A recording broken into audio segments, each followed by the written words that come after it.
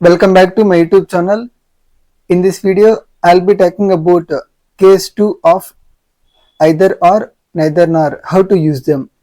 In previous video, we discussed case 1 and I gave a couple of examples. I hope you have watched it, right? So look at the rule. You take any case, there is a rule. Here the rule is verb agreement depends on the closest subject of the sentence. You take any sentence. So we have a subject right at the beginning. If the subject is singular, verb is singular. If the subject is plural, we use the plural verb. That is the meaning of verb agreement. So we'll see examples, okay? Either he or she is interested. So in this example, in this sentence, he and she both are singular pronouns. And here verb is because subject is singular. So I already told you we have to consider the closest subject of the to the verb. Here verb is and to this verb what is the closest subject? She means singular pronoun. That's why we use singular verb. If you have doubt, you can just separate. So either he or she is interested. You can simply say she is interested. The sentence has meaning, right? It still makes sense, right? Look at the second example. Either Ashok or his two sisters are coming to my house tomorrow. In this example, Ashok, his two sisters, Ashok is singular noun and his two sisters means plural countable noun and verb is are. Here closest subject is his two sisters. That's why I have used are. You can separate. Two sisters are coming to my house tomorrow. The sentence still makes sense, right?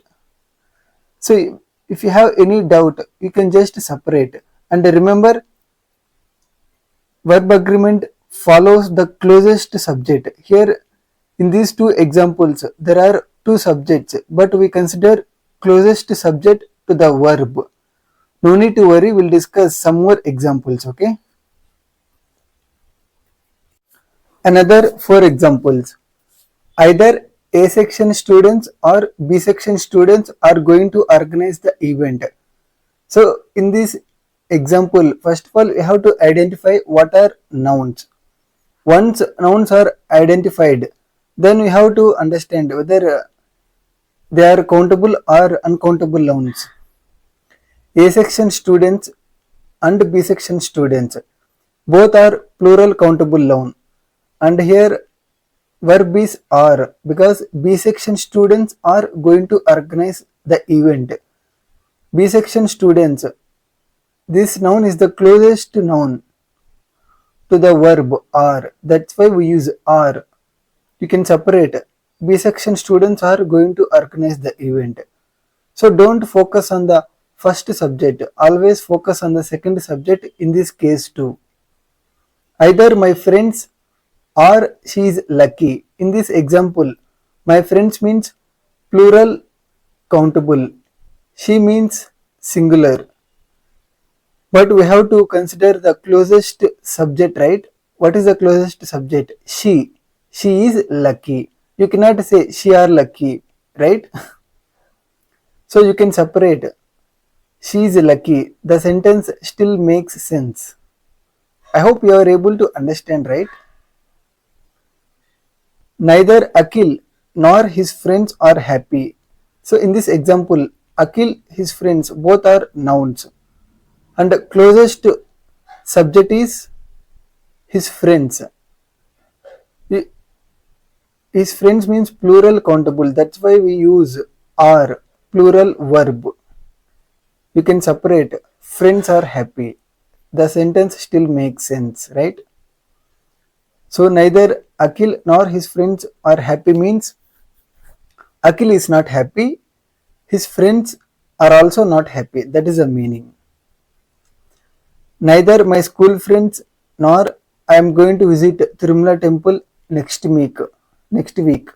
In this example, my school friends and I both are nouns. One is pronoun and the second one is normal noun.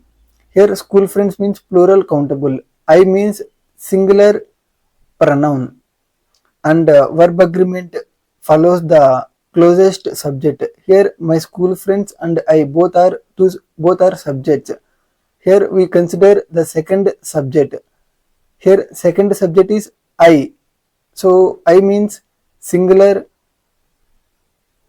noun, right? Singular pronoun. So that's why we have to use singular noun, singular verb. So either neither my school friends nor I'm going to visit Tirumala temple next week. Here we have to understand the meaning of this sentence. My friends are not going to visit Tirumala next week, and I am not going to visit Tirumala temple next week. This is the meaning. This is an alternative sentence. I hope these examples are clear, right? So no need to worry, we'll discuss some more examples, okay? The more you discuss examples, so you'll be able to understand the concept easily, okay? Another 5 examples. Either cats or dogs are beautiful pets. So in this sentence, cats and dogs both are plural countable nouns. So we have to use the plural verb, that is or. We can separate dogs are beautiful pets. The sentence still makes sense, right?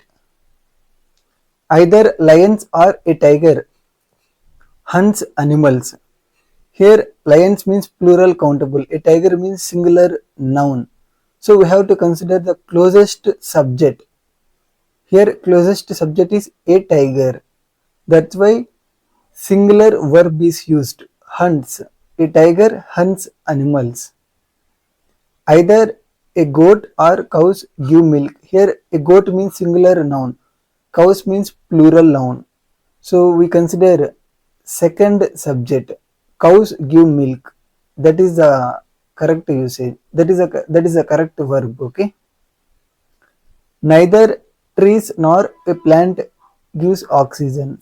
Here in this, first of all, don't focus on the meaning, just focus on the grammar in this case. Neither trees nor a plant gives oxygen. Here trees means plural noun.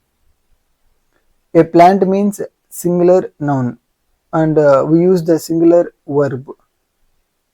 A plant gives oxygen. The sentence still makes sense. You cannot say trees gives oxygen, no, right? Trees means plural, so we have to use the plural verb. Here the concept is about verb agreement. Neither movies nor a comedy show is useful. When it comes to meaning, movies are not useful, a comedy show is not useful. That is the meaning. But focus on the grammar. Neither movies means plural noun. A comedy show means singular noun. So we consider closest subject, closest noun. Here closest noun is a comedy show. So it is a singular noun. So it is followed by singular verb.